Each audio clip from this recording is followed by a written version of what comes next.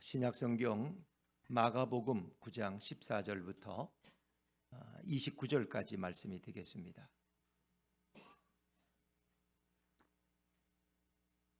마가복음 9장 14절부터 25절까지 말씀, 신약성경 68쪽입니다.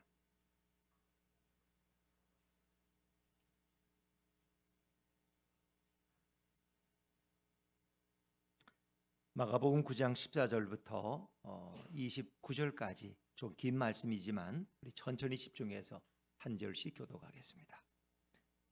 이에 그들이 제자들에게 와서 보니 큰 무리가 그들을 둘러싸고 서기관들이 그들과 더불어 변론하고 있더라.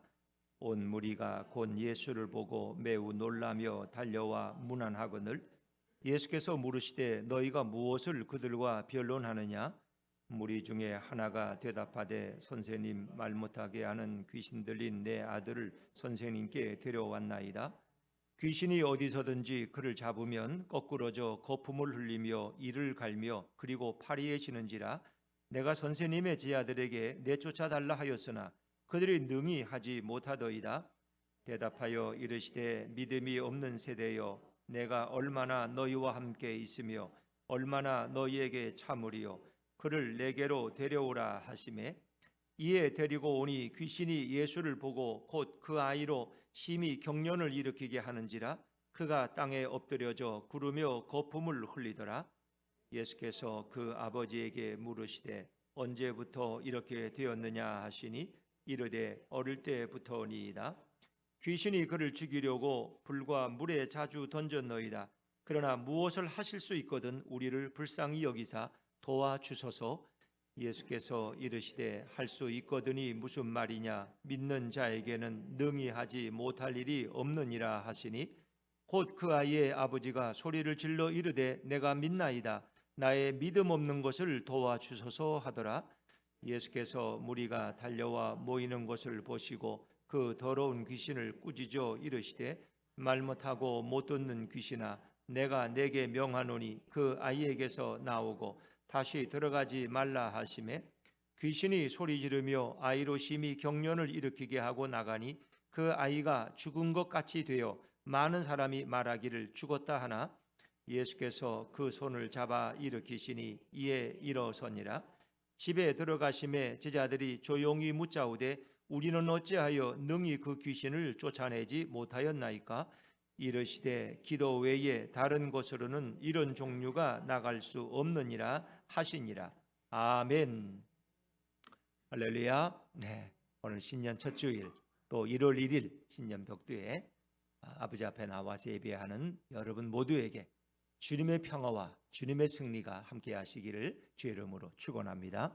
우리 좌우의 분들과도 한번 이렇게 인사하시죠. 새해 놀라운 은혜를 체험하시기 바랍니다. 시작. 새해 놀라운 은혜를. 아멘. 다른 해하고는 좀 다르잖아요. 이렇게 1월 1일이 주일인 경우는 많지 않습니다. 제 경험에도 송구영신 예배 드리고 그 다음날 바로 주일 예배를 이렇게 새벽부터 아침부터 인도한 일은 별로 기억이 없어요. 아마 한 20년에 한 번쯤 일은 겹치는 날이 오는 것 같아요. 그러니까 1월 1일 첫 원단의 날을 하나님 앞에 드리고 1년을 살아간다는 게 얼마나 복됩니까? 오늘은 불가능의 장애를 뛰어넘으려면 이런 제목으로 함께 은혜를 나누기 원합니다. 꽤 오래전 일입니다. 저희 가족이 여름 휴가를 떠났는데 마침 저희가 머물던 그 펜션 옆에 콘도가 하나 있었어요. 근데 콘도에 이제 한번 갔더니 탁구장도 있고 그래서 우리 가족이 탁구도 칠 겸. 근데 그 탁구장을 들어가는데 공기총 쏘는 데가 있어요. 이제 관광지 가면 그런 거 있잖아요. 공기총을 쏘면은 뭐 표적에 맞추면 뭐 2,300점 이상이 맞으면 인형을 하나 준다든가 뭐 이런 거예요. 그래서 이제 탁구를 치고 나오면서 우리가 한번 해보자. 온 가족이래 해봐야 뭐 저희 부부하고 아들 둘이죠. 넷이서. 그래서 한번 해보자. 저는 이제 속으로 그래도 내가 좀 가장 잘하지 않을까 이런 좀 마음이 있었어요. 근데 이제 우리 군대 갔다 온 큰 아들이 엄마는 전혀 군대를 안 가보고 총을 안 맞아봤으니까 이제 아내에게 이렇게 좀 만져주는 거예요. 여기 가늠쇠라는 건데 이 가늠쇠 위에 목표물을 놓고 조용히 방아쇠를 당기면 이렇게 나간다고 이렇게 이제 엄마를 또 교육을 좀 시켜주는 거예요. 자, 그리고 이제 시작이 됐는데 먼저 큰아들이 쐈는데 역시 자기는 내무반 특등사수였다는 거야. 점수가 역시 달라요. 2550점이 나와가지고 인형을 하나 선물로 받았어요. 그 다음에 두 번째는 제 차례인데 저는 사실은 공군 출신이에요. 별로 사격을 안 해요, 공군들은. 그래서 점수가 별로였어.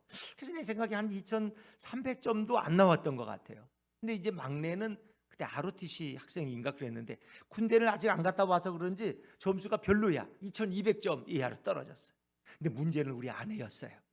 놀라지 마세요. 결국 결과가 모두를 능가하는 월등한 점수가 나왔는데 무려 2800점입니다. 2800점. 상상도 못했던 점수. 지금도 안 믿겨져요, 여러분.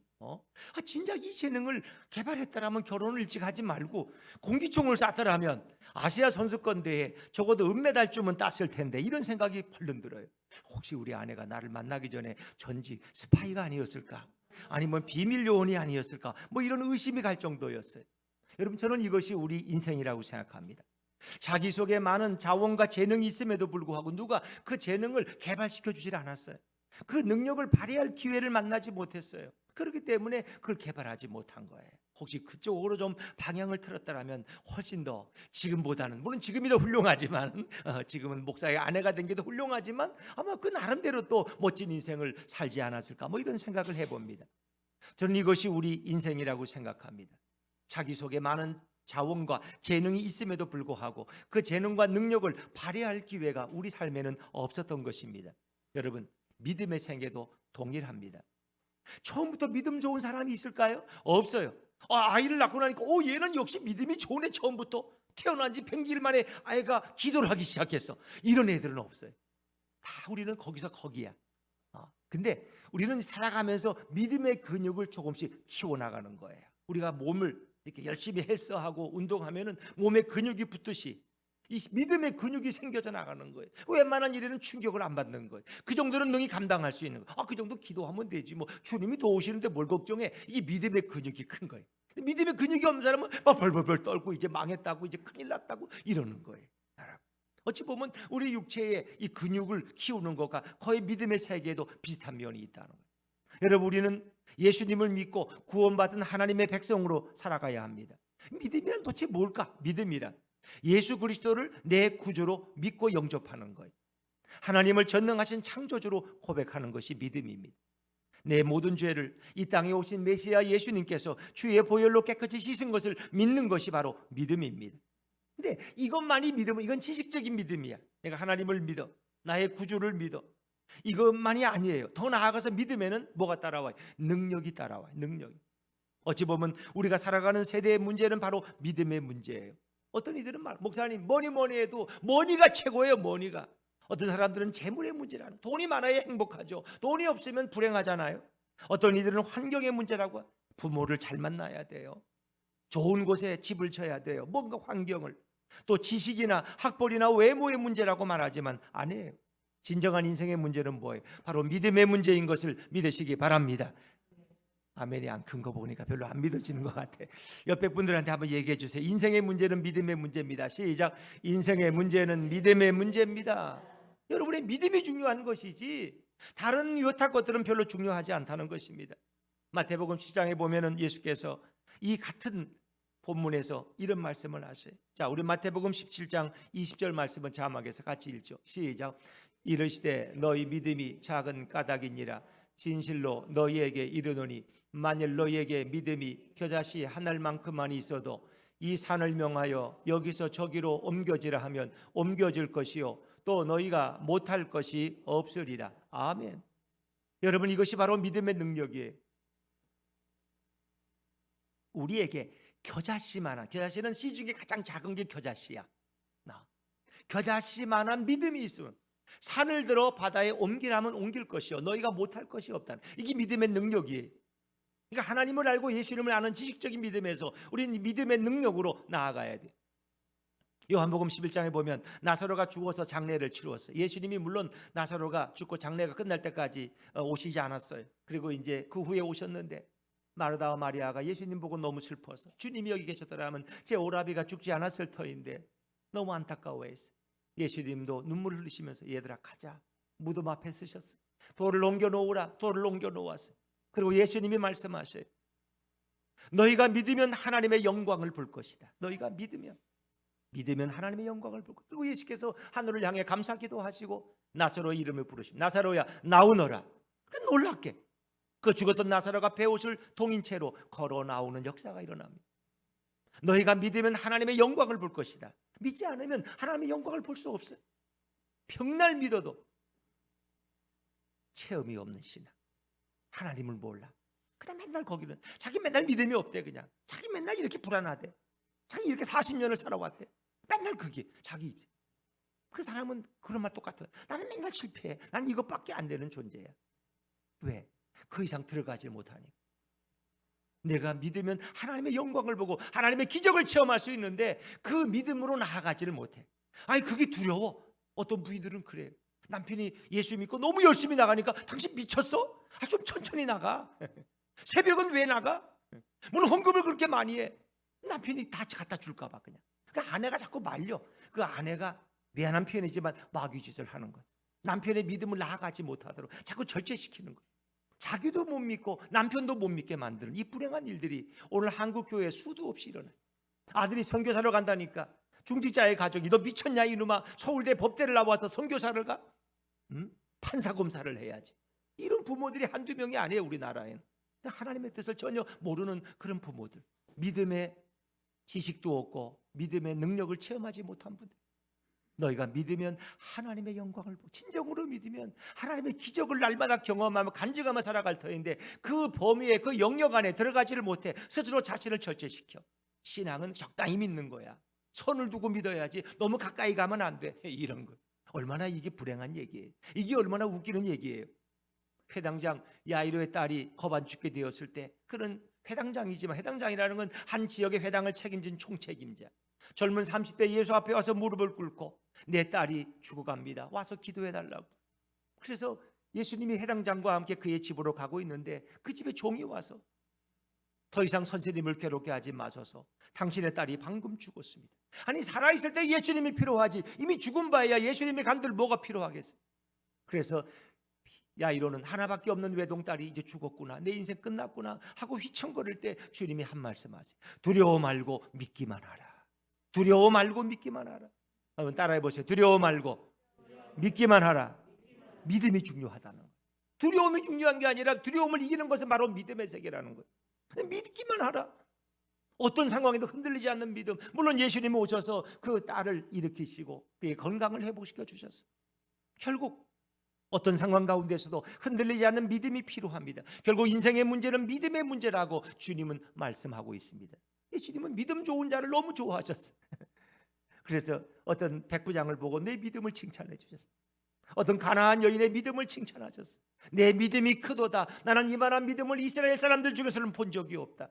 그러나 제자들이 믿음 없는 행동을 할 때 예수님은 책망하셨어요. 믿음이 적은 자여 왜 염려하느냐, 믿음이 적은 자여 왜 의심하느냐. 주님은 늘 책망하셨어요. 그러니까 주님이 가장 좋아하는 건 믿음이야. 믿음의 사람을 좋아하고 믿음 없는 사람을 예수님은 제일 별로로 여겨. 자, 오늘 본문의 상황은 이렇습니다. 예수님이 베드로와 야고보와 요한을 데리고 헤르몬 산이라고 불리는 변화산에 올라가셔 기도하러 가셨어요. 그때 산 아래는 12명에서 3명을 빼니까 9명의 제자가 기다리고 있었는데 마침 한 부모가 벙어리 귀신 들린 간질병 종류의 그런 병이 걸린 아이를 데리고 왔어요. 이 아이는 귀신이 들려서 간질의 증세를 드러내는 거예요. 그리고 지하들에게 와니까 예수님이 안 계시니까 지하들에게 부탁했어요. 고쳐달라고. 지하들은 나름대로 권위를 가지고 아이를 고쳐주려고 노력했지만 보기 좋게 실패했습니다. 그때 사람들이 웅성거리고 있을 때 예수님이 산에서 내려오셨어요. 그때 아이의 아버지가 안타까움을 예수님께 하소연합니다. 자, 우리 17절 18절 말씀, 오늘 본문 17절 18절을 같이 읽습니다. 시작. 무리 중에 하나가 대답하되 선생님, 말 못하게 귀신 들린 내 아들을 선생님께 데려왔나이다. 귀신이 어디서든지 그를 잡으면 거꾸러져 거품을 흘리며 이를 갈며 그리고 파리에 지는지라. 내가 선생님의 제자들에게 내쫓아 달라 하였으나 그들이 능히 하지 못하더이다. 아멘. 오늘 이 아버지의 예수님께 드리는 이 고백은 실망조예요. 당신의 제자들일 정도면 좀 능히 고칠 줄 알았는데 그들이 아무것도 못했습니다. 그때 예수님은 아주 유명한 말씀을 하셨어요. 그게 19절 말씀이에요. 자, 19절 말씀을 이어서 읽습니다. 시작. 대답하여 이르시되 믿음이 없는 세대여 내가 얼마나 너희와 함께 있으며 얼마나 너희에게 참으리요 그를 내게로 데려오라 하시매. 아멘. 오늘 예수님의 이 말씀은 제 아들을 책망하시는 말씀이에요. 믿음이 없는 세대여, 믿음이 없는 세대. 그것은 바리새인과 서기관만 아니라 제자들을 포함해서 그 시대 모든 이스라엘 사람들을 가리키는 표현이에요. 믿음이 없는 세대여 내가 얼마나 너희와 함께 있으며 얼마나 오래 참으며 너희가 믿음의 사람이 되겠느냐 그를 내게 데려오라. 이 말씀은 책망하시는 말씀. 예수님은 그 답답한 심정을 토로하십니다. 제자들의 믿음 없음을 꾸짖고 계십니다. 믿음이 없다는 표현은 단순히 믿음이 약한 상태를 표현하는 말이 아니라 믿음이 완전히 고갈된 철저한 불신앙의 상태를 말씀하십니다. 세대는 모든 동시대 사람들을 포함합니다. 예수님은 오늘 간질병 환자로 인한 소란스러운 모습을 보면서 한 사람의 불행을 본 것이 아니라 한 세대의 믿음 없는 불행을 보고 있는 것입니다. 한 세대 전체가 믿음이 없는 세대라고 주님 말씀하십니다. 오늘 그 예수님의 음성은 오늘 우리를 향해서는 뭐라고 말씀하실까? 과연 우리의 믿음을 칭찬하실까? 오 믿음이 좋은 세대여 이렇게 말씀하실까요? 믿음의 결핍과 믿음의 자만으로 인하여 악귀를 쫓아내지 못하고 오히려 복음과 예수님을 욕되게 했던 제자들이 있었음을 우리는 잊어서는 안 됩니다. 제자들은 능력을 행하지 못했습니다. 그들은 믿음으로 그 귀신을 쫓아내지 못했습니다. 그것이 결국 예수님의 영광을 가리는 결과가 되었습니다. 우리가 믿는다고 할 때 중요한 것은 믿음 그 자체가 아닙니다. 믿음의 대상이 중요합니다. 우리 누굴 믿는 거예요? 예수님을 믿어요. 제가 어릴 때 어떤 선배는 맨날 보면 교회 갔다 와서 야, 그 예수를 뭘 믿냐? 내 주먹을 믿어. 내 주먹을. 맨날 자기 주먹을 믿으라는. 자, 우린 예수님을 믿는 믿음이 중요해요. 예수님을 믿는 믿음. 미국에 가면은 크리스찬 사이언스라는 유명한 이단이 있어요. 이들은 주로 성경의 얘기를 이용해서 병을 고치는 그런 집단인데 이상한 방법을 써요. 해외에서는 흔히 볼 수 있는 그런 집단이에요. 이 사람들은 믿음을 강조하는데 철저하게 자기 자신에 대한 믿음을 강조해요. 나 자신을 믿으라. 나 자신을 믿으라는 거예요. 가끔 그러죠. 나는 나 자신을 믿었다고. 그 얼마나 어리석은 얘기인지 몰라. 자신을 믿으면 안 되는 일이 없다고 그들은 말합니다. 그건 매우 위험한 신앙이에요. 성경은 자신에 대한 믿음을 말하지 않습니다. 기독교에서 믿음의 대상은 누구일까요? 우리 하나님을 믿는 거예요. 그리고 예수 그리스도를 믿는 믿음의 대상으로 삼는 거예요. 하나님을 믿고 예수님을 믿는 거예요. 우리는 목사님을 믿습니다. 그건 아니에요. 그 이단되는 거예요. 목사는 믿지 마세요. 하나님을 믿고 예수님을 믿는 거예요. 그분이 우리의 믿음의 대상이에요. 믿음의 대상. 그리스도를 믿는 것입니다. 나 자신을 믿으면 굳이 예수를 믿을 필요가 없어요. 우리는 나의 한계를, 나의 좌절을, 나의 절망을 너무나 잘 압니다. 나의 죄악의 부족함을 너무나 잘 압니다. 내가 죄인이라는 것도 압니다.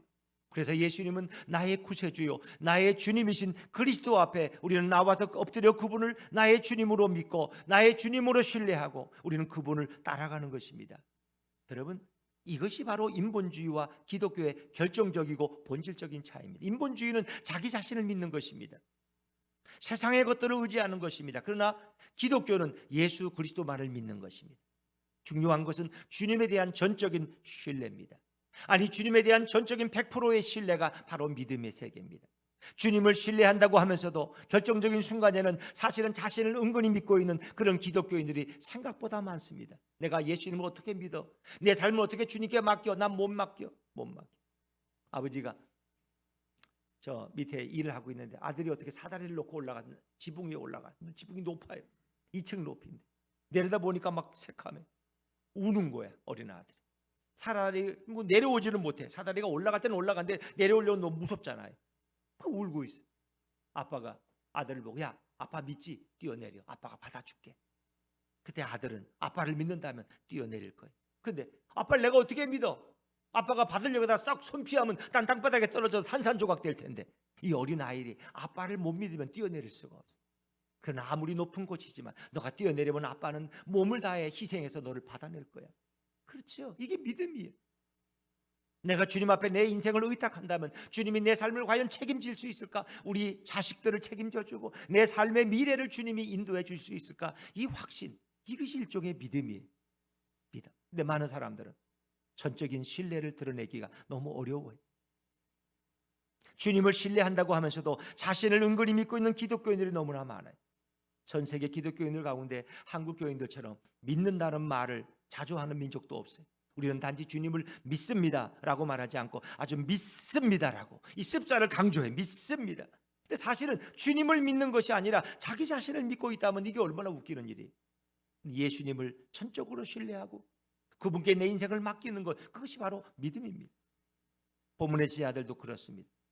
지금 지하들이 귀신을 내쫓는 일에, 이 아이의 병을 고치는 일에 왜 실패했을까요? 이들이 이전에는 성공한 적이 있었다니까요. 예수님이 12제자와 70명의 지하들에게 능력을 주셔서 귀신을 쫓는 권세를 주셔서 전도하라고 보냈어요. 그들은 권세를 가지고 나갔어요. 그리고 돌아와서 매우 만족스러운 보고를 했어요. 우리가 주의 이름으로 명령했더니 귀신들도 나가고 병자도 치료받더이다. 막 너무 놀라워했어요. 매우 우쭐했어요. 마치 자기의 능력처럼 생각했어요. 그 능력은 다 예수님으로부터 온 능력인데. 그리고 이번에도 우리가 기도하면 병자가 날 것 같아. 그래서 그들은 또 성공할 줄 알았어. 그런데 능력의 근원이 자신들에게 있는 것이 아니라 예수님께 있다는 것을 그들이 착각하고 있었던 거예요. 본문의 상황을 좀 더 상세히 분석해 보면 제자들의 미묘한 심리적 갈등을 읽을 수 있습니다. 지금 병든 아이와 씨름하고 있는 제자들은 모두 9명이에요. 다른 3명 베드로와 야고보와 요한은 예수님과 함께 변화산에 올라가 있어요. 헬몬산에. 자, 근데 베드로, 야고보, 요한은 12제자 가운데 제일 끝이에요. 머리에가 되는 사람들이에요. 그 머리예요. 베드로는 수제자에 속해요. 만약 이런 일을 베드로가 경험했다면 아마 당연히 12명 중에 베드로가 대표 기도했을 거예요. 근데 지금 베드로가 없어요. 야고보, 요한도 없어요. 야, 우리끼리 한번 좀 해보자. 뭐 베드로, 야고보 꼭 있어야 되냐? 우리도 능히 할 수 있어. 이런 생각을 해요. 베드로만 병을 고치냐? 우리도 할 수 있어. 그래서 그들은 기도했지만 귀신이 나가지 않았습니다. 실패했습니다. 예수님을 믿는다고 말하고 기도한다고 말하고 신앙적인 내용과 틀은 가지고 있지만 이 9제자들의 마음 밑바닥에는 자기 과시, 자신들이 뭔가 할 수 있다는 생각이 자리 잡고 있었어요. 그때가 바로 실패하는 순간입니다. 여러분, 내가 가장 강하다고 생각할 때 우리는 실패하기 쉬워요. 신앙의 역설은 이거예요. 내가 약함을 느끼는 순간, 그래서 주님을 의지할 수밖에 없는 순간에 기적이 일어나고 역사가 일어나는 것을 믿으시기 바랍니다. 사도 바울은 뭐라 했어요? 그는 자기를 찌르는 가시가 있더라. 몇 번을 기도해도 하나님이 내 은혜가 내게 족하다. 그래서 뭐라고 했어요? 내가 오히려 약할 때 너가 가장 강하다는 거예요.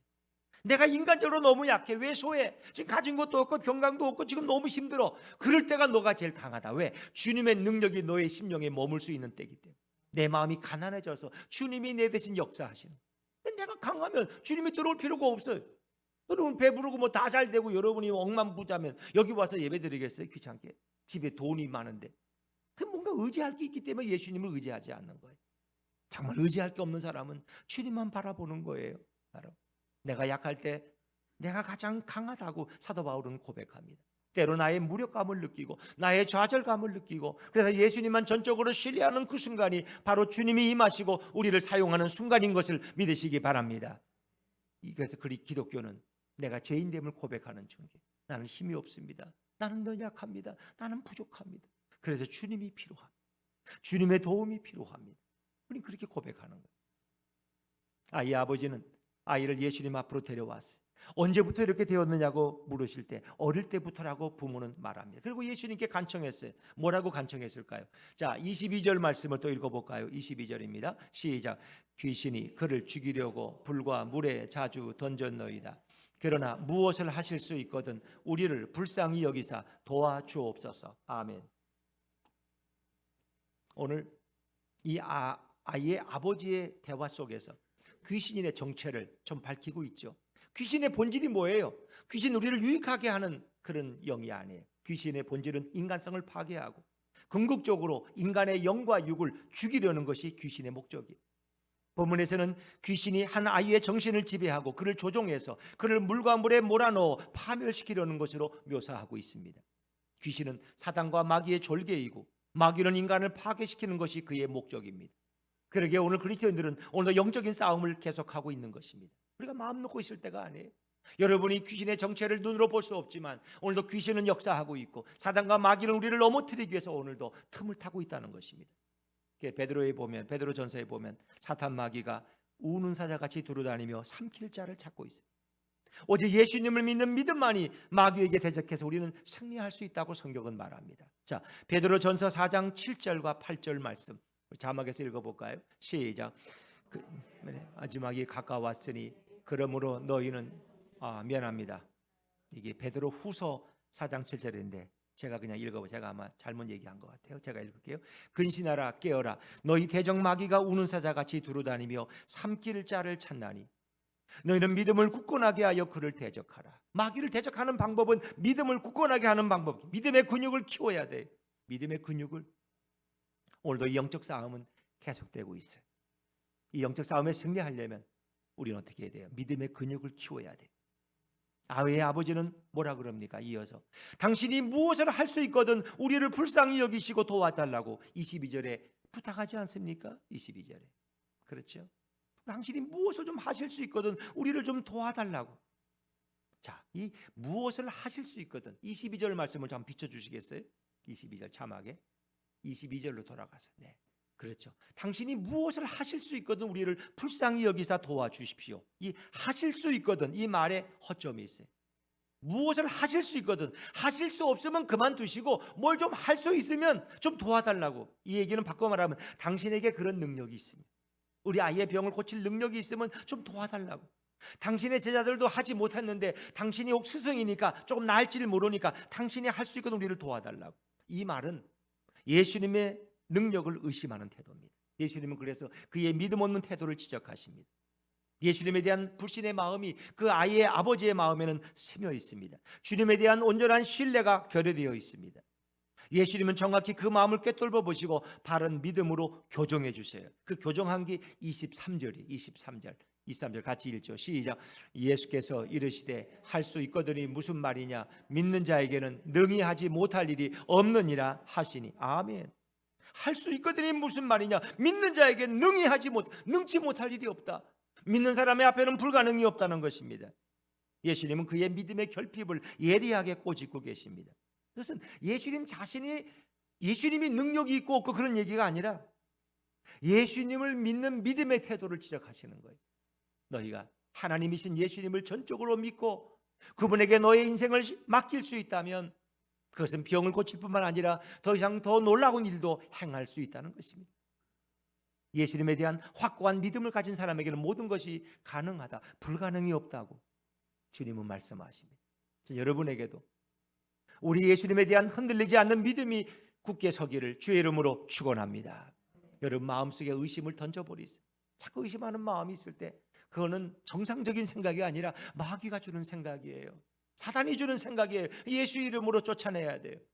의심하는 마음을 쫓아내시. 그리고 믿음의 말씀으로 나아가셔야 돼요. 자, 25절 말씀으로 넘어갑니다. 25절을 같이 읽죠. 시작. 예수께서 무리가 25절 시작. 예수께서 무리가 달려와 모이는 것을 보시고 그 더러운 귀신을 꾸짖어 이르시되 말 못하고 못 듣는 귀신아 내가 내게 명하노니 그 아이에게서 나오고 다시는 들어가지 말라 하시매. 아멘. 귀신은 결국 예수님의 말씀 한마디에 그 귀신은 떠나갑니다. 근데 그냥 안 떠나가. 소리를 지르고 막 심한 경련을 일으키게 하고는 나갔어요. 이 귀신의 최후의 발악이었어요. 여러분 오늘 이 말씀은 뭘 의미합니까? 우리도 예수 그리스도의 이름으로 악한 귀신을 향하여 명령할 수 있다는 것입니다. 더러운 귀신을 향해서 죄의 유혹을 향해서 우리는 예수 그리스도 이름으로 선포하고 명령할 수 있습니다. 여러분 귀신은 사정하면 안 돼요. 귀신님 제발 좀 나가주세요. 제발 좀 우리를 좀 살게 해주세요. 이렇게 하면 안 돼. 명령하고 꾸짖고 추방해야 돼. 나사렛 예수 그리스도 명하노니 어둠의 영은 떠나갈지어다 악한 영은 떠나갈지어다 예수 이름의 권세로 선포하시기를 주의 이름으로 축원합니다. 선포하셔야 돼. 집에 들어가실 때 제 아들이 예수님께 조용히 물었어요. 아니 우리는 어떻게 그 귀신을 쫓아내지 못했습니까? 예수님이 대답하십니다. 29절 오늘 마지막 말씀입니다. 29절 말씀 같이 읽죠. 시작. 이르시되 기도 외에 다른 것으로는 이런 종류가 나갈 수 없느니라 하시니라. 기도 외에 다른 것으로는 오직 기도만이 이 일을 가능하게 한다는 거예요. 제 아들의 실패한 이유 중에 가장 큰 예수님의 진단은 기도의 부족입니다. 너희가 기도하지 않고는 이런 악한 세력을 물리칠 수 없다는 말씀입니다. 사실 믿음과 기도는 종이 한 장 차이예요. 믿음의 사람이 기도하고 기도하는 사람이 믿음이 충만해집니다. 믿음과 기도는 뗄래야 뗄 수 없는 관계예요. 믿음의 부족, 기도의 부족이 바로 제자들의 문제였습니다. 근데 어떤 사람들이 오해해요. 여러분, 기도는 요술방망이가 아닙니다. 어떤 큰 능력적 힘을 나타내는 수단이 아닙니다. 기도는 하나님과의 바른 관계입니다. 하나님과의 긴밀한 친교고 하나님과의 긴밀한 교제입니다. 그래서 마가복음 6장 7절에 보면 예수님께 제 아들을 파송할 때 귀신을 내쫓는 능력을 주셔서 보냈어요. 제 아들은 그 능력을 영원히 소유할 수가 없어요. 그 능력은 예수님과의 계속적인 교제와 친밀함의 관계가 유지될 때만이 그 능력은 사용될 수 있는 거예요. 그러나 그들은 기도하지 않았어요. 한 번 나가서 귀신을 내쫓고 나니까 너무 우쭐한 거야. 야, 내게 이제 이런 능력이 있어. 귀신만 와봐. 내가 다 쫓아낼 거야. 그리고 기도를 안 했어요. 근데 정말 필요한 순간에 하나님이 능력을 주시지 않으셨어요. 여러분, 기도는 이런 거예요. 주님과의 늘 친밀한 교제, 주님과의 대화, 주님과의 관계가 우리의 능력을 늘 보존시켜 주는 거예요. 주님은 우리는 늘 새로운 능력을 주는 거예요. 요한복음에 보면은 포도원 이야기가, 포도원 그 무화과 나무의 이야기가 나옵니다. 포도나무에 나오고 나오는데, 자, 요한복음 15장 2절을 한번 우리 혹시 찾았나요? 한번 읽어보면서 2절 한번 먼저 읽어보죠. 시작. 무릇 내게 붙어 있어 열매를 맺지 아니하는 가지는 아버지께서 그것을 제거해 버리시고, 물은 열매를 맺는 가지는 더 열매를 맺게 하려 하여 그것을 깨끗하게 하시느니라. 그럼 보세요. 2절에. 자, 물은 내게 붙어 있어. 지금 붙어 있기는 해.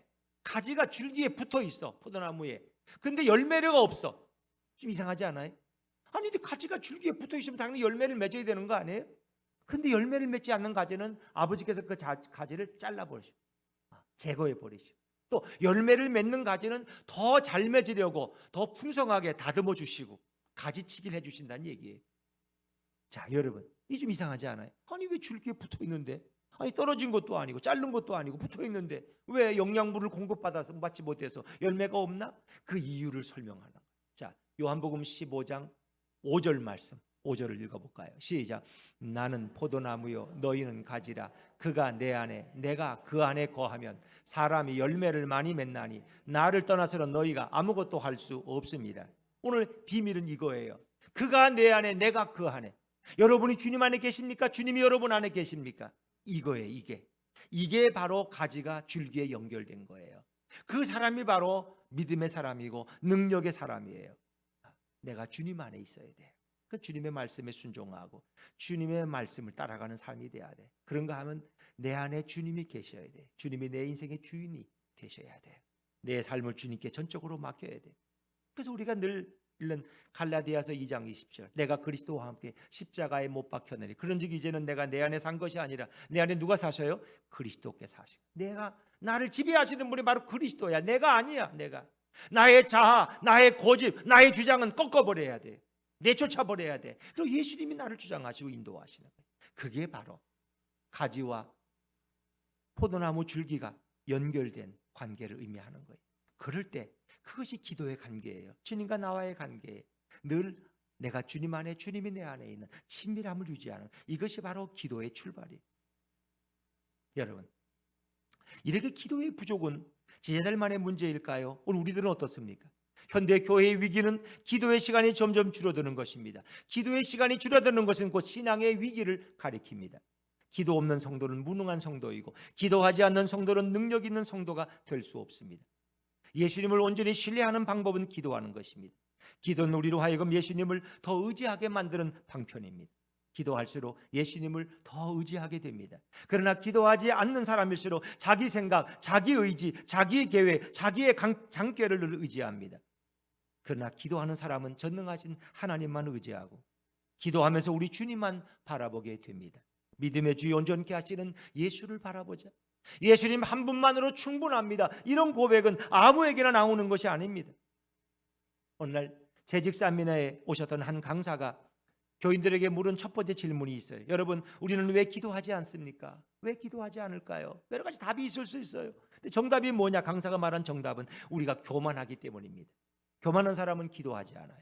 왜? 내가 다 할 수 있는데 뭐가 기도해? 그건 연약한 사람들이나 기도하는 것이지, 도와달라고. 나는 내가 내 힘 다 할 수 있어. 여러분, 내가 다 할 수 있다고 교만하게 생각하니까 기도의 필요성을 전혀 느끼지 않는다는 것입니다. 내가 노력하면 되고 내가 열심히 하면 다 잘 먹고 잘 사는데 뭐하러 기도할 게 있어? 그러나 인생이 자기 절망을 느낄 때, 자기 한계를 느낄 때, 그리고 하나님을 찾게 되죠. 그래서 우리는 어떤 일을 하기에 앞서서 먼저 무릎을 꿇어야 되고 기도해야 됩니다. 교만하면 기도할 수 없습니다. 사도 바울은 빌립보 4장 6절에 이렇게 우리에게 권면했죠. 같이 한번 읽어볼까요? 시작. 아무것도 염려하지 말고 다만 모든 일에 기도와 간구로 너희 구할 것을 감사함으로 하나님께 아뢰라. 아멘. 아무것도 염려하지 말고 오직 모든 일에 기도와 간구로 너희 구할 것을 감사함으로 하나님께 아뢰라. 사실 염려만큼 비생산적인 것은 없습니다. 염려하면 더 깊은 염려의 구덩이에 빠져가는 것입니다. 염려를 중단하십시오. 그리고 염려를 기도로 바꾸십시오. 우리 옆에 분들한테 한번 이렇게 권면해요. 염려를 기도로 바꾸세요. 시작. 염려를 기도로 바꾸세요. 하나님이 내게 기도의 제목을 주셨다고 생각하고 염려를 붙들고 기도 제목으로 바꾸십시오. 기도할 수 있는데 우리는 왜 염려할까요? 기도할 수 있는데 그렇지 않습니까? 에레미야 33장 3절을 우리는 기도의 다이어리라고 합니다. 혹시 아시죠? 너는 내게 부르짖으라. 내가 내게 응답하겠고 내가 알지 못하는 크고 은밀한 일을 내게 보이리라. 크고 은밀한 일, 내가 지금도 상상도 하지 못했던 그런 일을 내가 너에게 보여줄 것이다. 출애굽기 15장에 보면 이스라엘 백성이 광야에서 목이 말라 헤매다가 마라라는 곳에 쓴물을 만났는데 이건 먹을 수 없는 물이에요. 먹으면 다 토해버려요. 근데 모세가 하나님 앞에 기도했더니 나뭇가지 하나를 보여주셨고 그 나뭇가지를 쓴물에 던졌더니 그 쓴물이 단물이 되었어요. 쓴 인생이 단 인생으로 바뀌어졌어요. 그럼 문제 해결의 길이 바로 기도에 있다는 것입니다. 믿음의 기도는 병든 자를 구원한다고 야고보 5장은 말씀합니다. 야고보 4장 2절에 너희가 얻지 못하면 구하지 아니함 때문이라고 말씀합니다. 너희가 구하여도 받지 못하면 정욕으로 쓰려고 잘못 구했기 때문이라고 말합니다. 사랑하는 여러분, 기도만이 우리 인생을 변화시킬 수 있어요. 믿음과 기도, 그것은 인생을 변화시키는 두 개의 큰 기둥인 것입니다. 어느 것 하나도 포기할 수 없어요. 어찌 보면 그 두 가지는 곧 한 짝인 것입니다. 제가 기도를 경험했던 많은 이런 내용들이 있지만 제가 자주 얘기하는 한 경험이 있습니다. 아주 오래전에 한 4, 5년 전이 될까요? 한 14, 5년 전. 제가 이제 하와이 코나에 가면 열방대학이 있는데 열방대학교에서 3개월 동안 DTS 성경 공부를 한 적이 있어요. 이제 아침마다 거기는 웍들이라고 해서 나가서 일을 해야 돼요. 한 2시간씩. 아내는 접시 닦기를 하고 저는 좀 고상해 보였는지 커피 내리는 일을 맡겼어요.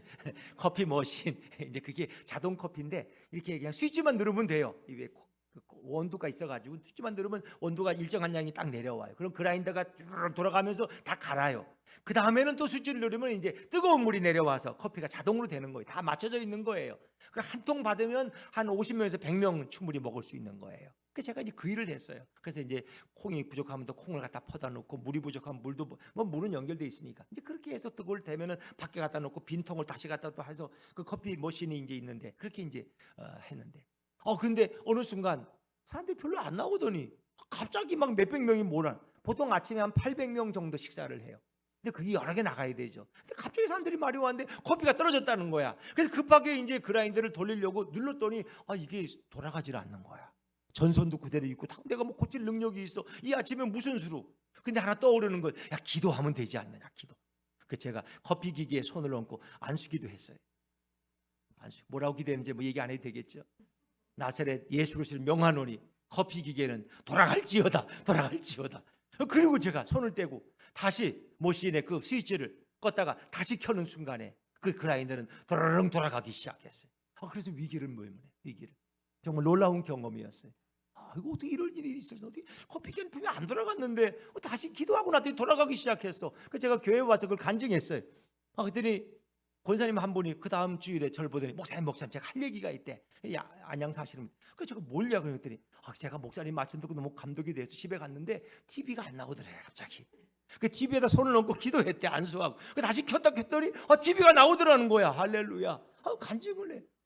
그리고 한 1년 지났는데 그분은 장로님의 부인인 권사님이셨는데 어디 장례식장을 가는데 제 옆에 마침 앉았어요. 그랬더니 목사님 사실은 드리고 싶은 얘기가 있었대. 그래서 뭔 얘기냐 했더니 자기도 그 얘기를 듣고 굉장히 그 마음에 기억에 남고 어떻게 그런 일이 있을 수 있나 생각이 들더래. 자기가 이 빵 만드는 걸 좋아해서 조그만 이 베이커리 기계가 있는데 집에 애들이 수능고사가 이제 그 라인 애들이 시험을 치르기 때문에 그 애들 좀 격려해 주려고 그래서 빵을 만들다가 이제 밭쪽을 만들어 놓는데 이 기계가 안 돌아간다는 거야. 이게 열은 어디 돌아가면서 이렇게 익혀져야 되는데 안 돌아가. 그래서 가족들은 텔레비를 보고 있고 아무도 보는 사람이 없길래 자기도 에라 모르겠다 하고 빵기계에다 손을 얹고 안수기도를 했다는 거야. 그리고 나서 다시 수익했더니 돌아가더라는 거야. 어떻게 세상에 이런 일이 있을 수 있냐고. 세상에 믿거나 말거나. 그러나 믿음의 눈으로 보면 하나님은 그 일도 하실 수 있구나.